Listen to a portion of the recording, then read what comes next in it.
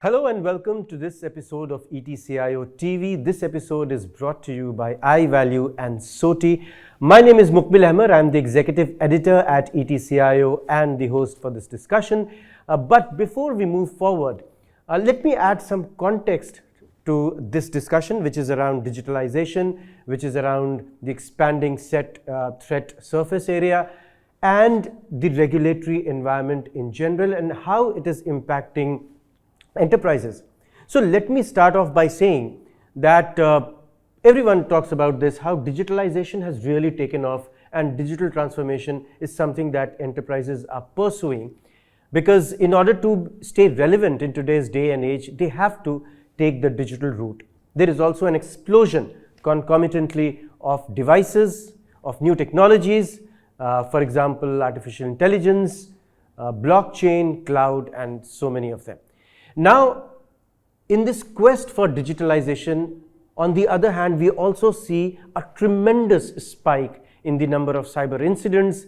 The threat surface area has expanded exponentially, and in this context, it is to anybody's guess that regulators would come in and they would try and make the regulatory environment more stringent, more resilient. Now, to this effect, SEBI has come out with a list of guidelines which impact big enterprises, and they are all aimed at building enterprises the resilient way so that they are not impacted by the bad threat actors. So it is in that context that we are having this discussion, and it's my fortune that I have a stellar lineup of very senior technology leaders here who are going to partake in this discussion today. It's my pleasure to introduce Mustafa Ebadi, Global COO SOTI, Mitish Chitnavis, CTO iValue, Dinesh Kumar, Director India and SAC, SOTI. So starting with you, Mustafa. Mustafa, I alluded to the rapid pace of digitalization and this hugely evolving tech space, which is increasingly becoming more and more complex as we try to stitch in various strands of new and emerging technologies, expansion of various devices and all of that. Your opening remarks on this tremendous digitalization that is happening. I think the whole digitalization or digital transformation is actually a journey. And you're right, absolutely, when you said in your opening remarks that it has really taken off.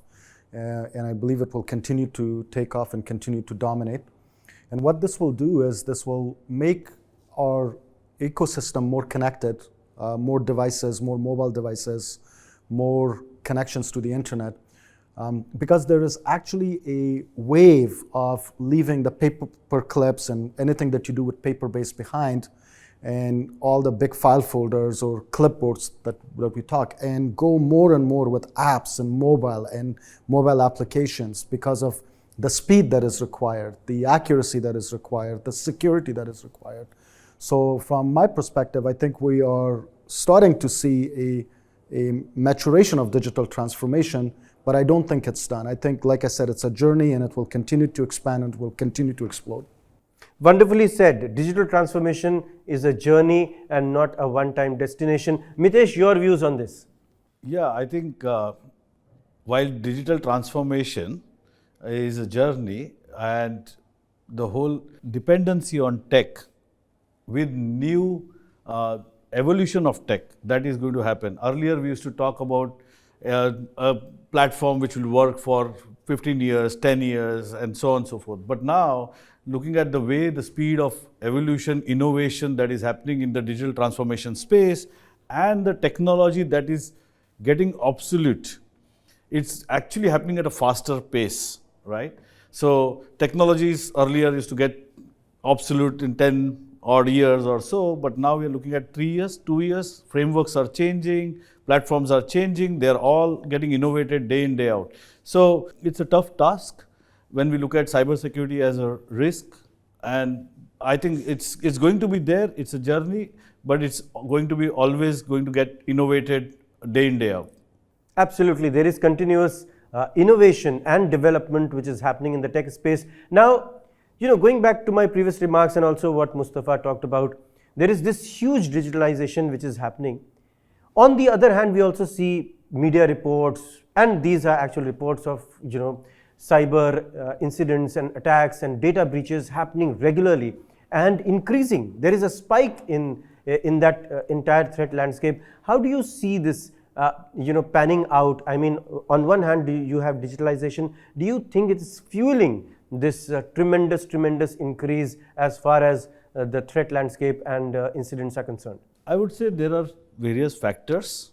The first factor is obviously digitalization and digitization or digital transformation that is happening in India. So the threat landscape obviously would change, perceived threat landscape would change over a period of time. The second one is state-sponsored attacks that are increasing. We have about 22 odd APT groups generally that we call, persistent threats that are coming in on the state-sponsored attacks. Cloud adoption, we should not miss that, because in India, cloud adoption is really rising super fast because of the digital natives that are actually innovating new products for their consumers.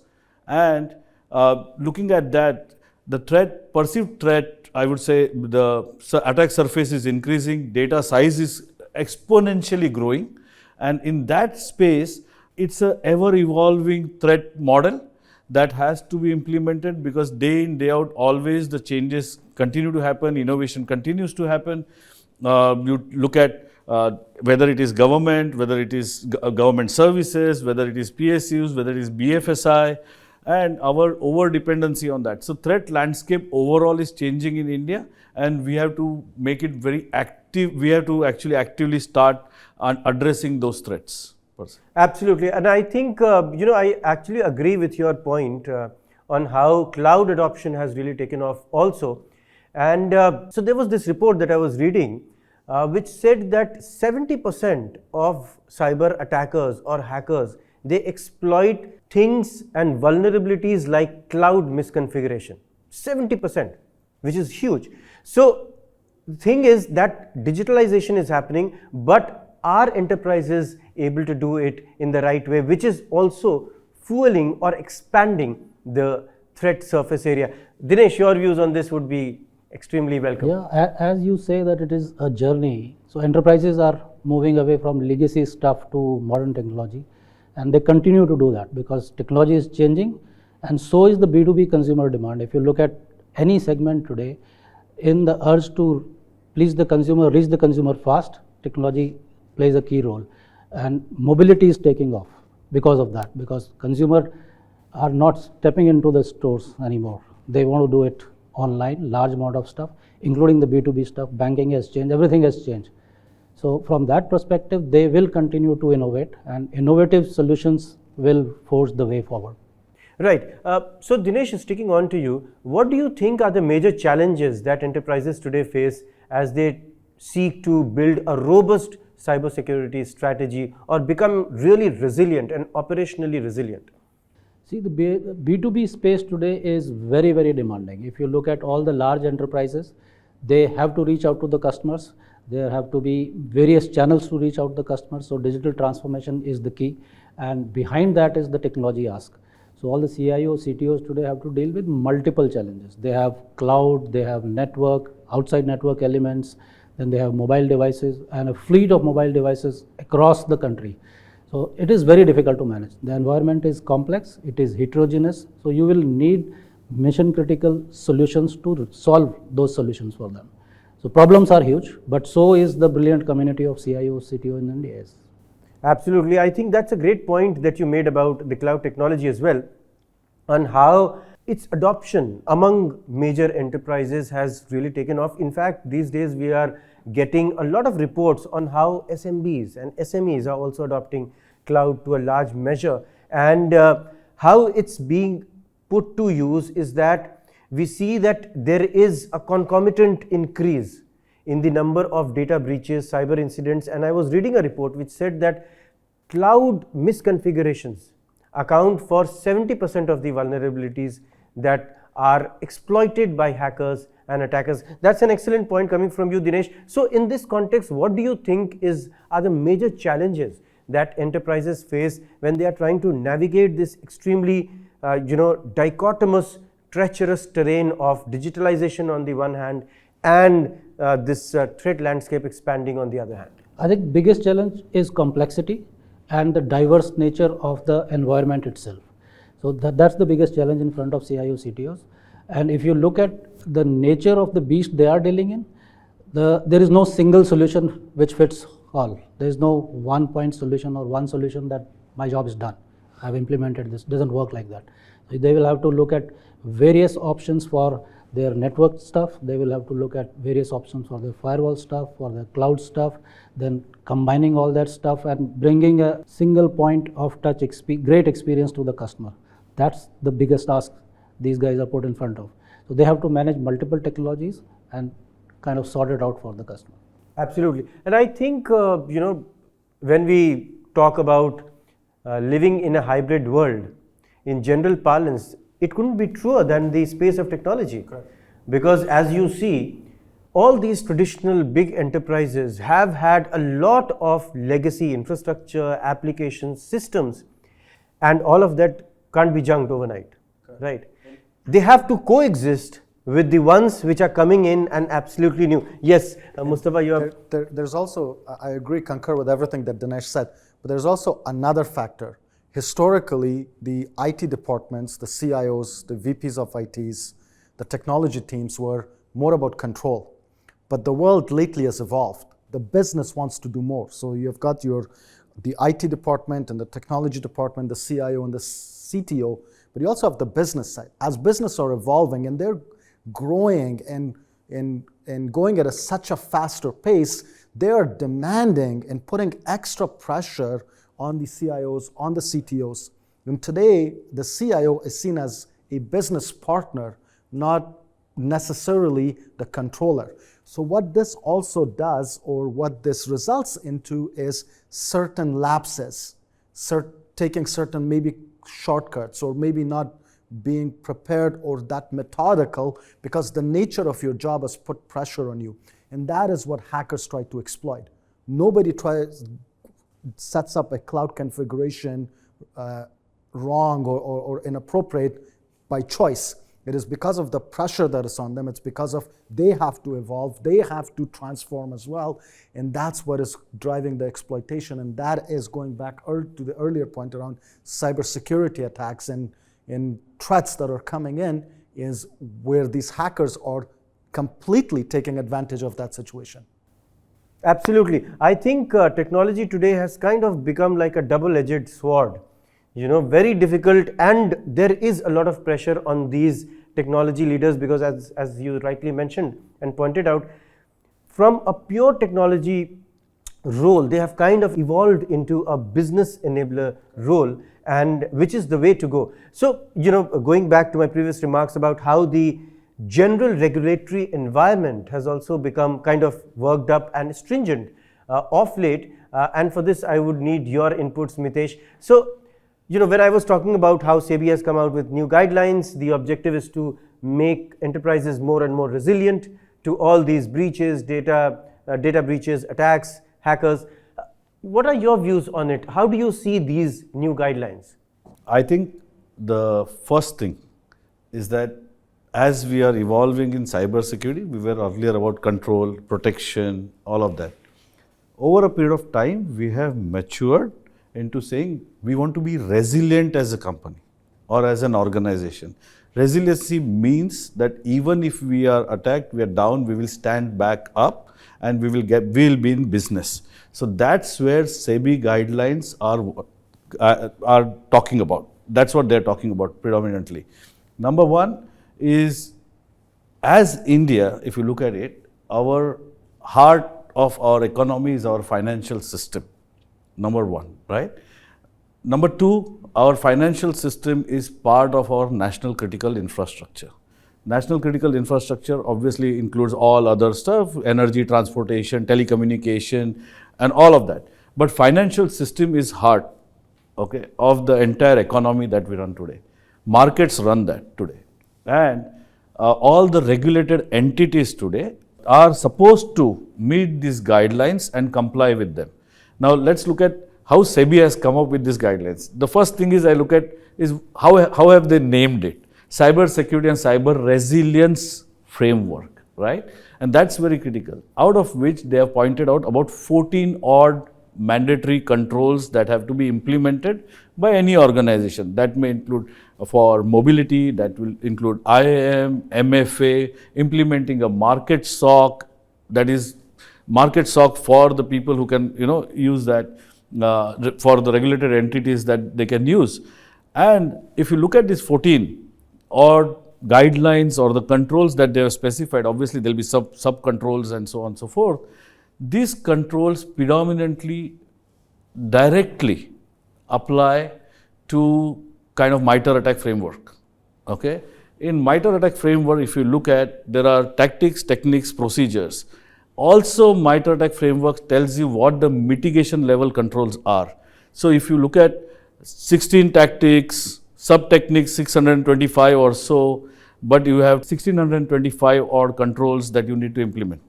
Now, if you implement that and versus SEBI guidelines, SEBI is saying, guys, you need to become resilient, you need to have all these controls in place that will make you resilient, number one. Number two is that will ensure that you are at least protected against known attacks that are coming in. And that's where the SEBI guidelines are coming in. The second most important part is that today, the way digital natives are coming in, where every individual consumer is now using technology to start trading on stocks. That means mobility comes into picture. There are about 21 controls which directly imply, or TTPs which directly apply to the mobility side of controls. And that particular dependency on the technology to drive markets, to drive investors, giving them confidence back that you can invest and we will not get attacked, you will not lose money. And that's what is the intent of these guidelines which are published recently. Absolutely. I think these comprehensive guidelines from SEBI are a huge leg up from the previous regime. Your views on this, Dinesh, in terms of how do these guidelines impact something like enterprise mobility? It's going to be a huge impact. So all enterprises are kind of, I would say 60 to 70% mobile now. So, and this is going to increase day by day because touch points for customers using the enterprises services is mobile in nature. So the moment it increases, there is a huge role which these guidelines will play, and they will bring global standards into India. It's kind of a business continuity practice which has to fall into place. So benchmarking that against the best of the global standards is probably SEBI's idea behind it, and this will regulate the markets better. This will give a lot of financial strength to and muscle to all these enterprises and build confidence in these enterprises. Absolutely, and as Mitesh was pointing out, it's about resilience today because as I feel, and I think you would all agree to that, we live in a very, very volatile, unpredictable world which was shown to us during the pandemic times when everything came to a standstill. And with geopolitical factors playing out all around us, I would tend to believe that these guidelines are not just a knee-jerk reaction, but a very thought out, a thought through strategy to ensure that enterprises are resilient and that business continues. Mustafa, your views on this and how you can help enterprises with their mobility? From my point of view is, I was reading lately on the SEBI and the regulations and all the things that they've published.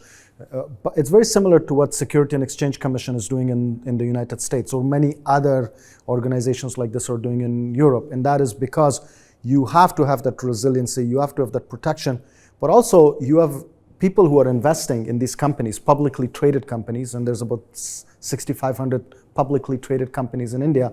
Who are the investors? They're your citizens, they're your average people, so you have to protect them as well. And in a lot of ways where SOTI can help, when SOTI and iValue can help, is we can understand, we have the experience and the know-how and the understanding of what are some of these regulations and what can we do with our technology, with our solution to help the enterprises not only comply with these regulations, but also make sure that they're ahead of it when it comes to their cybersecurity, when it comes to making sure that we have the solutions that are needed for them to run their day-to-day, in parallel also meeting the guidelines and the requirements of organizations like regulators like SEBI or Security Exchange Commissions. You have added a very important global perspective to the situation at hand with respect to the guidelines and how you can help. Yes, Mitesh, your views on this? I think worldwide, obviously, as we said, the threat landscape is changing, and at end of the day, the data has moved and gone to the hands of people with mobile. Data is mobile now, right? And since data is mobile, we need to start protection right from the endpoint. And how do we manage it? Who's accessing it? What is the user IAM? All those policies, everything has to be implemented there. So that's where I believe that all those 21 TTPs, what we talk about in terms of mobile security or security around mobility of data, that comes into picture directly. And that's where I believe SOTI and iValue will play a role in helping their enterprise customers or customers in general to protect their data, because at end of the day, at data center level where the data actually resides, everybody is trying to protect that. But where it is utilized, it's in the hand, it's in the phone, right? And I'm actually using that data across here. So if that's protected, then I have an end-to-end security is how I look at it. Wonderful point. It's all about the data. Dinesh, last words from you about the entire landscape, how threats have changed, and how these guidelines are trying to build resilient organizations and what you can do in their quest for resilience. So it's actually bottling down to a huge mobility workforce being generated across this ecosystem. And if it is about mobility workforce, then what will help solve the problem is workforce management solutions which are mobile, doing this stuff for them. And that is where SOTI and iValue partnership comes into picture. We are one of the greatest solutions around this area into workforce mobility management. We do end-to-end enterprise management, which is mission critical in nature for large enterprises, and we comply to global standards. So that's where this partnership is going to play a huge role in India. It's been an extremely insightful and wonderful discussion today with some of the leading lights from the world of technology and business, and we straddled a huge canvas of issues, a diverse range of subjects which included things like digitalization, the expansion of the threat landscape, new guidelines, and the need for enterprises to be resilient in this VUCA world. And I had the pleasure of hosting all three of you, and thank you for your inputs and making this discussion so lively and engaging and so informative for our audience here. Thank you all for joining us very much. Thank you. Thank you. Thank you. Thank you. Pleasure. Thank you so much.